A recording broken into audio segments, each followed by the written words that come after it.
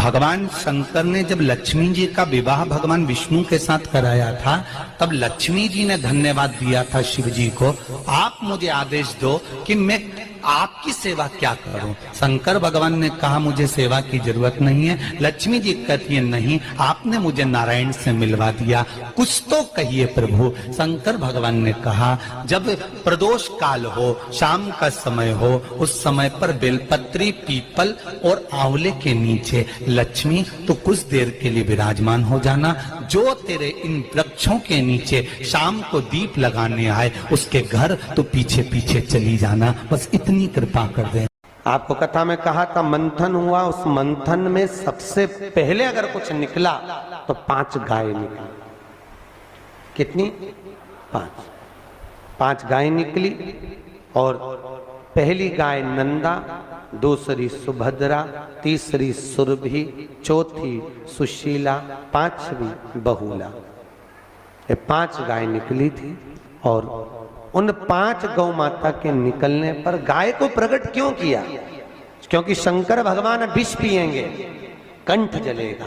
कंठ की जलन को अगर कोई रोक सकता है तो गौ माता का दूध रोक सकता है। गौ माता का दूध कंठ की जलन को। जब गौ माता प्रकट हुई तभी उसी समय पर अष्टलक्ष्मियों का प्रागट्य हुआ। और अष्टलक्ष्मियां, पहले आदि लक्ष्मी, दूसरी धन लक्ष्मी, तीसरे नंबर पर है धान्य लक्ष्मी, चौथे नंबर पर है गज लक्ष्मी, 5वें नंबर पर है सनातन लक्ष्मी, 6ठे नंबर पर है वीरा लक्ष्मी, 7वें नंबर पर है विजया लक्ष्मी और 8वें नंबर पर है विद्या लक्ष्मी। ऐसी 8 लक्ष्मियां प्रकट हुई।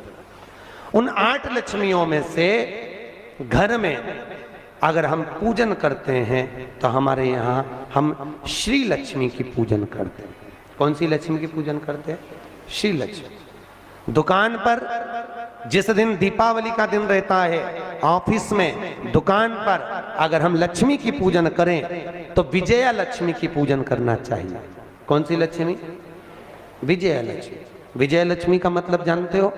जब दुकान पर, ऑफिस में दिवाली के दिन पूजन करो तो 5 कमल गट्टे, कमल गट्टे जानते हैं, ऐसे काले काले आते हैं, किराने की दुकान पे मिलते हैं। 5 कमल गट्टे, 5 हल्दी की गट्ठान, 5 धने के दाने, धने के दाने, 5 हरी मूंग के दाने एक लाल पोटली में बांधकर विजया लक्ष्मी के नाम से ऑफिस में रख देना चाहिए। जिंदगी में कभी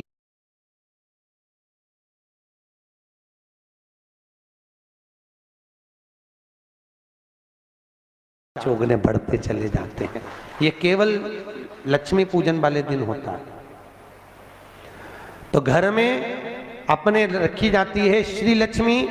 उसी श्री लक्ष्मी को हमारे यहाँ धन लक्ष्मी कहा गया है। और व्यापार व्यवसाय में रखी जाती है, जम के बोलो, विजया लक्ष्मी। बच्चों के रूम में दीपावली के दिन जो पूजन करी जाती है वो गज लक्ष्मी की करते हैं। कौन सी लक्ष्मी? गज लक्ष्मी। गज लक्ष्मी मतलब हाथी पर बैठी हुई। हाथी पर बैठी हुई लक्ष्मी से मतलब ये नहीं कि आप गज लक्ष्मी का फोटो लगा दो या गज लक्ष्मी का चित्र लाओ या मूर्ति लाओ। अपने को केवल एक पूजन के बाद में कुंकू की या हल्दी की या सिंदूर की बिंदी अपने बच्चों के पढ़ाई के रूप में गज लक्ष्मी के नाम की लगा देना चाहिए।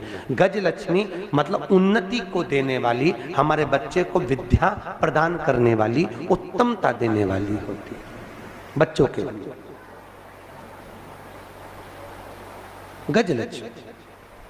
हाँ, किसी व्यक्ति से धन लेना है, संपदा लेना है, वो नहीं दे रहा तो हमारे यहाँ सनातना लक्ष्मी का पूजन किया जाता है। कौन सी लक्ष्मी?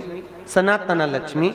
दीपावली के दिन लाल वस्त्र में या पीले वस्त्र में अपने घर के कोई भी 5 सिक्के मतलब एक एक के क्वाइन हो, 2-2 के क्वाइन हो, सिक्के मतलब क्वाइन, लेकर उसको हल्दी में लपेटकर जिस व्यक्ति से पैसा लेना है उसका नाम लेकर धागे से बांधकर कपड़े में उसको मात्र 22 दिन तक रख दो। सनातना लक्ष्मी अपनी लक्ष्मी को वापस खींच के ले आती है। घर की लक्ष्मी अपनी लक्ष्मी को खींच कर लाती है, उसको सनातना लक्ष्मी कहते हैं। ये दीपावली के दिन पूजी गए हुए लक्ष्मी। धन को खींच लेती। और चुंबक देखिए, अरे बोलो तो, बच्चे लोग गंगा जी में ऐसे उसको बांध के, हमारे यहाँ यमुना गंगा में बच्चे धागे में बांध के लटकाते हैं। क्यों लटकाते हैं? उसमें क्या चिपकता है? पैसे चिपक जाते हैं। जो चुंबक तत्व से जुड़ा हुआ है वो चिपक के आ जाता है। सनातना लक्ष्मी अपनी लक्ष्मी को खींचकर वापस बुला लेगा, घर की लक्ष्मी। ऐसी सनातन अष्टलक्ष्मी, सनातन लक्ष्मी आनंद सुख देने वाली है। उसी तरह जब व्यक्ति के जीवन में बहुत ज्यादा कोई रोग उत्पन्न हो गया हो, बहुत बड़ी बीमारी हो गई हो, डॉक्टर बोल रहे हो कि इसका बचना मुश्किल है, ये अब बहुत ज़्यादा तकलीफ में है और आप चाहते हो कि इसको रहना चाहिए, समय इसका निकलना चाहिए, तो वीरा लक्ष्मी की पूजन की जाती है। कौन सी लक्ष्मी? वीरा लक्ष्मी। वीरा लक्ष्मी कैसे पूजते हैं? कहते हैं नीम की 5 पत्ती। कितनी पत्ती? नीम की 5 पत्ती, एक कमलगट्टा पानी के कलश में डालकर रात भर बीमार व्यक्ति के पास में रख दीजिए। वीरा लक्ष्मी के नाम से 7 बार उतार कर नीम के पेड़ के नीचे से डाल दीजिए। उस व्यक्ति को कष्ट नहीं होता और वो धीरे धीरे स्वस्थ होना चालू हो जाता है। अगर कोई बड़ी बीमारी है तो भी, कैंसर जैसी बीमारी में भी इसको प्रयोग कर सकते। वीरा लक्ष्मी। बोल लक्ष्मी महारानी की। लक्ष्मी सबसे ज्यादा प्रसन्न कौन से दिन होती है? जम के बोलिए जरा। शुक्रवार। तो शुक्रवार को लक्ष्मी सबसे ज्यादा प्रसन्न क्यों होती है? उसका प्रसन्न होने का कारण क्या था? लक्ष्मी जी के 2 भाई थे, दोनों की शादी नहीं हो रही थी, दाता और विधाता, दोनों का विवाह नहीं हो रहा। और दाता विधाता के लिए लक्ष्मी बड़ी परेशान थी। रोज नारायण से कहती थी, प्रभु कुछ कृपा करिए, दाता विधाता का विवाह नहीं हो रहा, उम्र होती चली जा रही, इनका कुछ करिए प्रभु, आप नारायण आप कुछ तो कर सकते हो। भगवान नारायण ने तब लक्ष्मी से कहा, एक काम करो, बेलपत्री के पेड़ के नीचे बैठकर लक्ष्मी तुम अनुष्ठान करो तुम्हारे भाइयों के विवाह के लिए। इसलिए आज भी हमारे हिंदू धर्म की रीति है कि बेलपत्री के पेड़ के नीचे शाम के समय लक्ष्मी का वासा होता है। इसलिए लोग इस बेलपत्री के पेड़ के नीचे तुम्हारा रात्रि को, शाम को 6 बजे से लेकर रात्रि को 8 बजे तक तुम्हारा निवास होगा। जैसे पीपल के पेड़ में देवताओं का निवास, आप लोगों ने यदि पद्म पुराण पढ़ी होगी या सुनी होगी तो उसमें स्पष्ट कहा है। पीपल के वृक्ष की गणना ध्यान देना, पीपल के वृक्ष में सुबह 4 बजे से लेकर 7 बजे तक ब्रह्मा जी का वासा होता है। पीपल के वृक्ष में सुबह 7 बजे तक ब्रह्मा जी का वासा, 7 बजे से लेकर 10:30 बजे तक पीपल के वृक्ष में भगवान विष्णु का वासा होता है। कितनी बजे तक? 10:30। 10:30 से लेकर 11:30 12 बजे तक पीपल के वृक्ष में पितरों का वासा होता है। इसलिए हमारे यहाँ पितरों को श्राद्ध पक्ष में जो भोजन कराया जाता है वो 10:30 से 12 के बीच में कराया जाता है।